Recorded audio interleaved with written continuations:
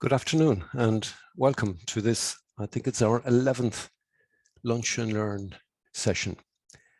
The other 10, by the way, if you're interested, are available on our YouTube channel. Do subscribe, check out calQrisk on YouTube. Today I'm standing in for my colleague Chris, who unfortunately can't make it.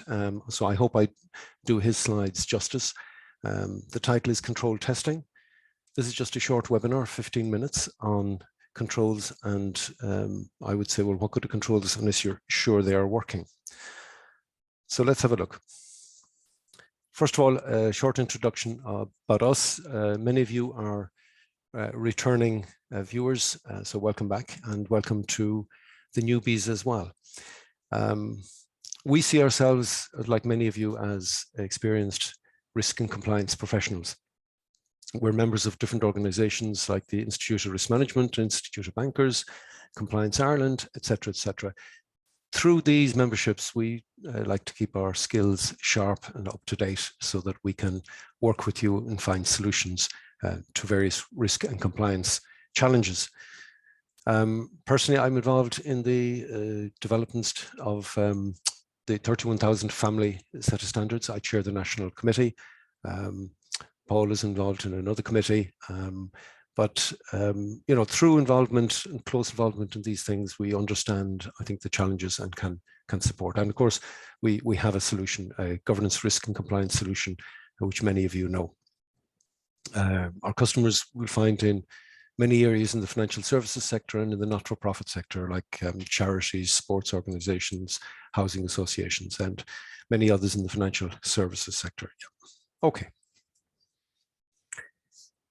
I like a good quote, and this is, I think, my second one, and Chris's first, from Henry Ford. Quality means doing it right when no one is looking. You know, I think controls should be working, should be effective, and you should know that before somebody tells you they're not. Okay, my take on it. So why do control testing? We put these controls in place, surely that's enough. No, well, you need to know that they're working, because you've put these controls in to reduce loss events, to reduce risk events. I say events, not the effectively lower the level of risk. So you have less events and less serious consequences. So you need to know that they're working. I think any good, robust risk management process requires that you control test. Again, for that reassurance, if not for yourself, then for other stakeholders like the board, the regulator, your customers maybe. The board, remember, have to attest as to the effectiveness of controls.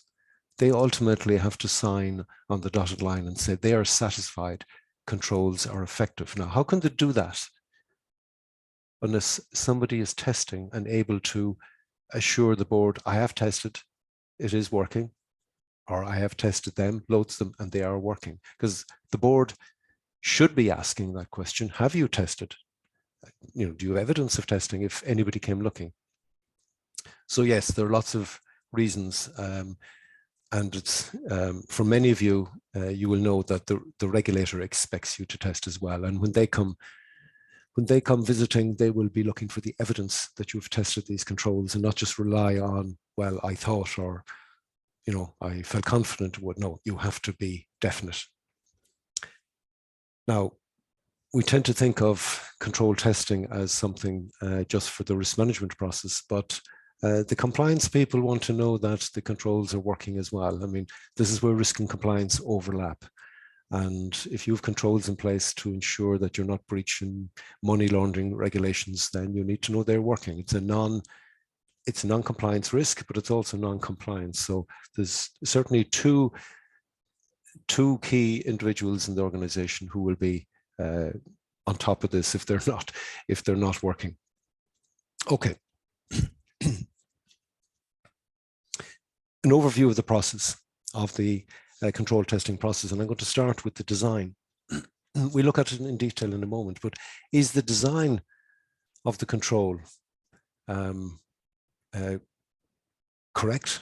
You know, is it designed in the design of the control? Did it achieve the intended purpose? You know, if the control is to restrict access to a directory on the file server, so who can have access to this control? And I don't mean from external people, I mean from internal. It might be confidential financial information, and only these 5, 10 individuals should have access. So when somebody new starts in the organization and access rights are granted, you know, there's a control in there that ensures that they only get access to what they need to do their job. So is the design of the control good? Is it operating as expected? And these are two separate things, the design effectiveness and the operating effectiveness. We'll see in detail in a moment. The third step may not be in every organization, but certainly in the large organizations, they will have somebody else do that independent assurance that the control tests were conducted. So kind of a who's watching the watcher. Not mandatory, but if you're a large organization, you probably will have that.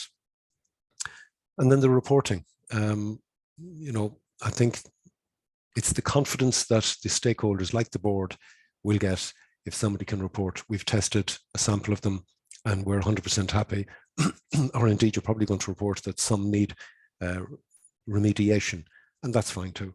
So let's have a look.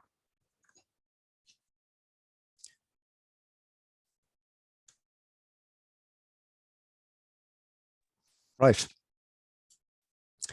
First step is design effectiveness, because if the design is faulty, then there's no point in doing the operating effectiveness, because almost by definition, if the design is flawed, then it's only a matter of time before in operation it will fail. So first thing you would look for is, well, has it been actually documented, or is this ad hoc?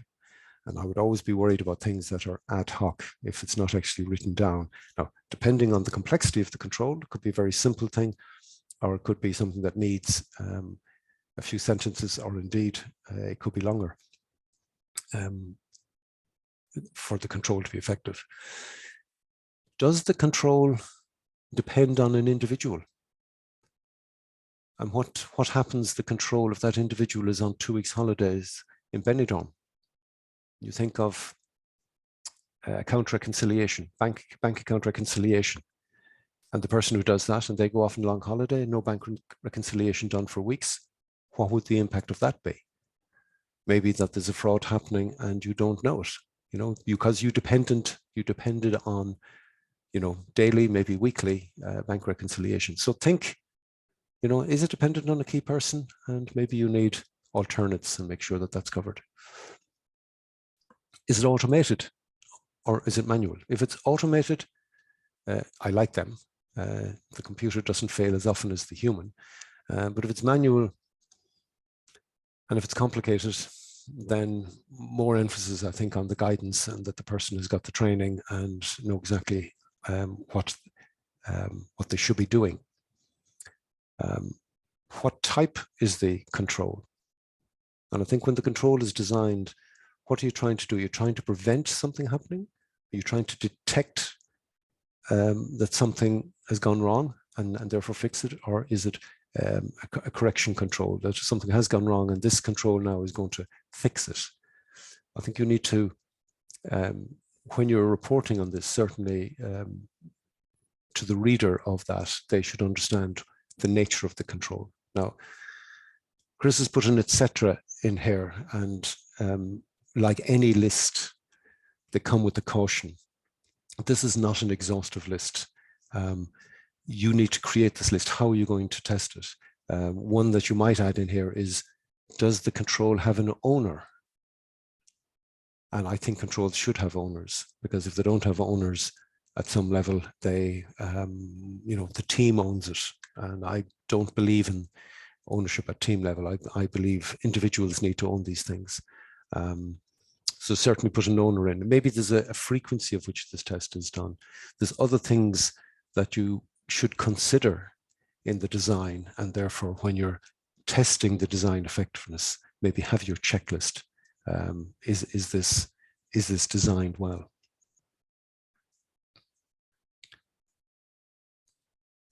So let's have a look at operating effectiveness then. is it working in practice? Assuming it passes the design test, sample the control. Okay, so if the control was, what did we say? Onboarding a new person in the organization and giving them access rights. So look at the last few that you've recruited. Pick a sample, let's say 3. Is it operating as designed? We'll see, can these people actually access anything other than what they were supposed to be able to access? So they can only access the folders in customer service and nothing else, or can they try and access something else? And if it fails, what do you do? Well, what I would do is I would take another sample. I'd take another 3.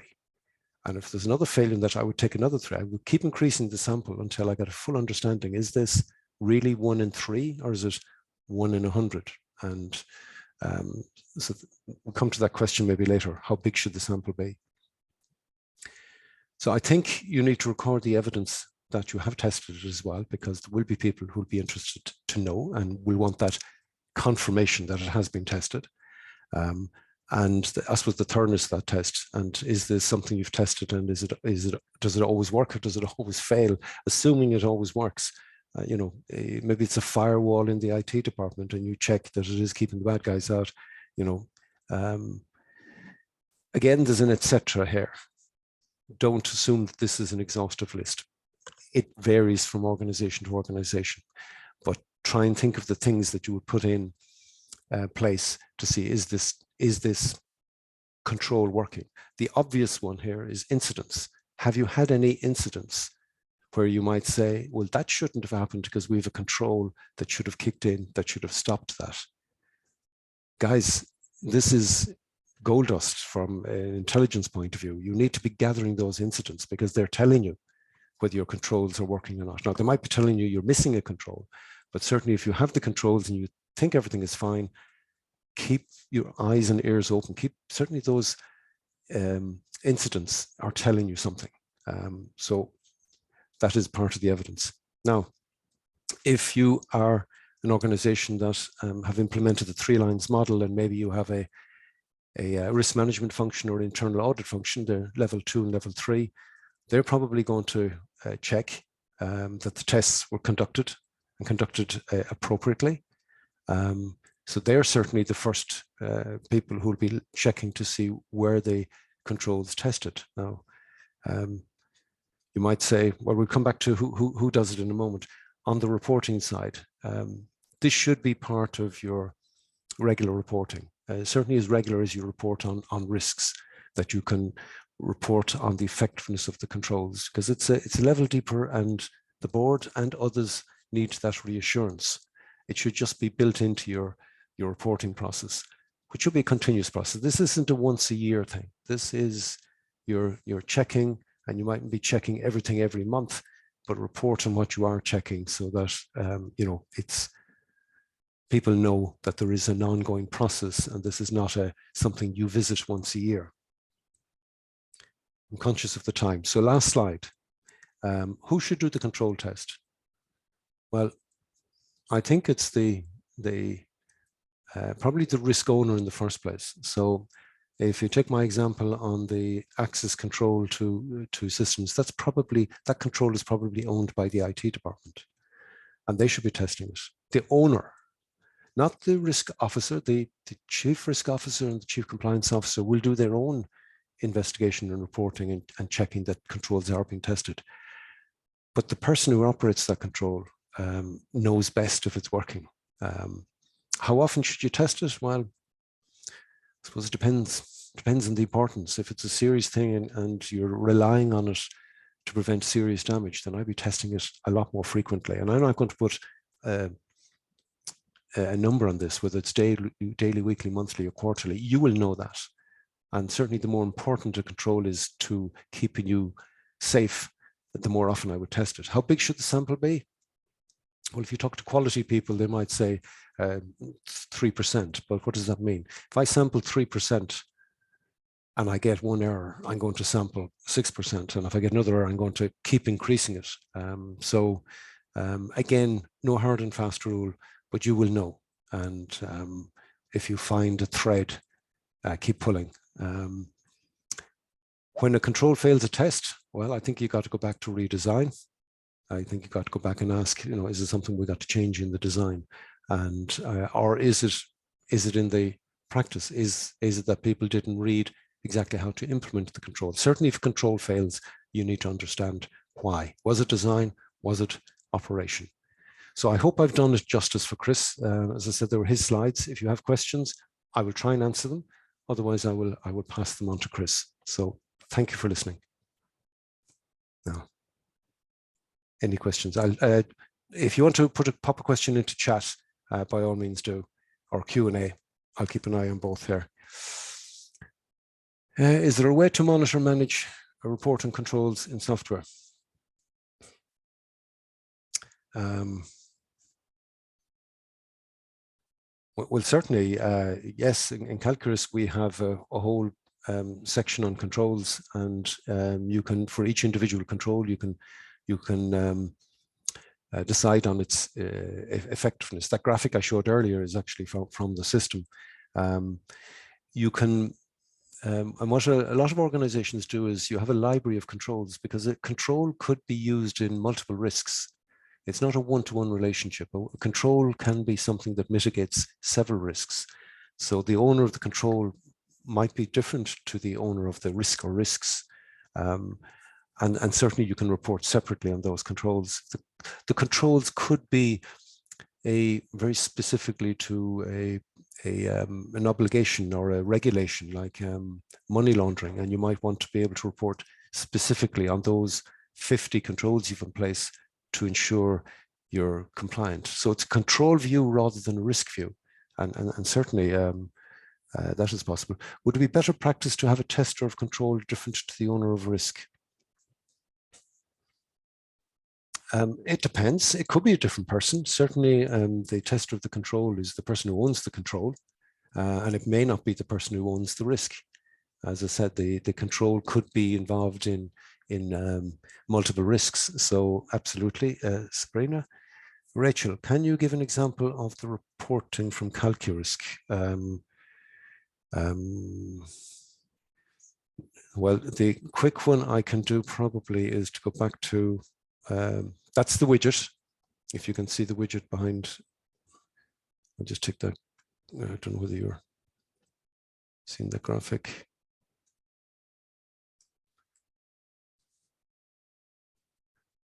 Can you see that graphic there? That's a widget, and the effectiveness scale, that's your scale.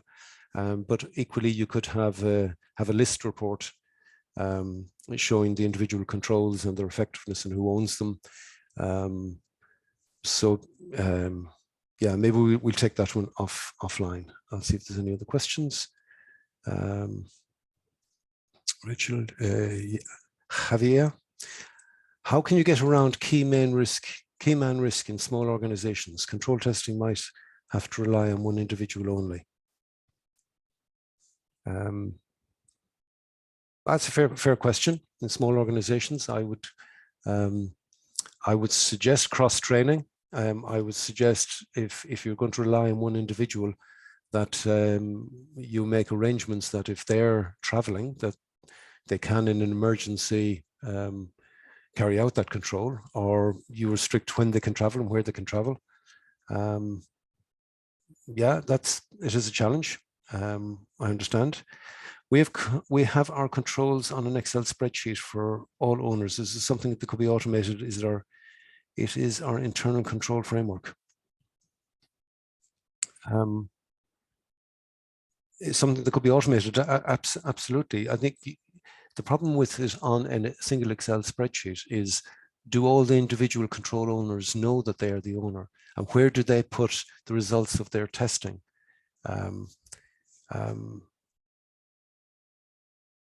Is it something that could be automated?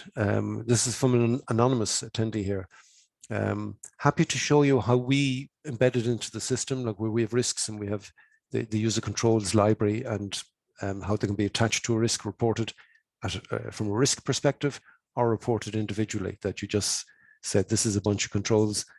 The controls could be linked to, as I said, an obligation or a regulation. So you get a picture of how effective are the controls for the money laundering, how effective are the controls for the data protection.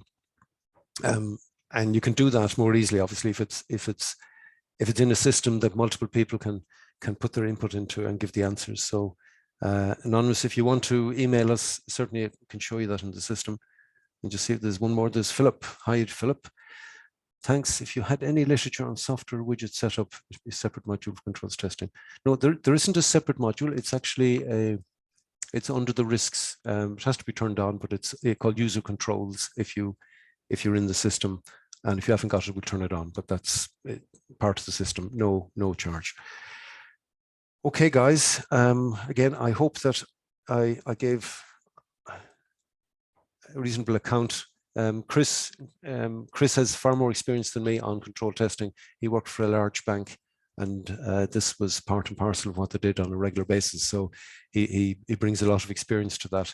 I hope I've given you some flavor, but certainly if you have other questions, send them in to us. We'll pass them to Chris, who would probably give you a more articulate answer. So again, thank you for your questions. Thank you for your attendance. And just checking, any more questions? How do you test controls that depend on training, for example? Well, has the training happened? I mean, training is a control. So I'm not sure I understand the question. History of breaches. Not sure I understand that one. Have you? You might send me an email and we'll have a chat about it. Okay, guys, that's all we've time for. Thanks again. Thanks for your attendance. Bye-bye.